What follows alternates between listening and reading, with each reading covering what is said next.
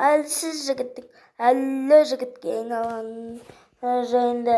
Бұл оқиға әдемі емес жігіттің әдемі жігітке айналғаны жайында алып кеттік. Сәлем сұлу қыз, немесе қандас қаңғыбас. Сәлем болмыш, арам шөпі қандай әдемі еді. Ха-ха-ха, ха-ха-ха. Менің бомбы жігіттеніз. Ой-вай, мыналар кімдер дейді. Бұл менің мажор тайларым дейді қыз. Мынаны мамалатып жеріңдер, жігіттер. Ұрыңдар мұны, ұрыңдар дейді. Бізге арам шөбін пихать еткенміз.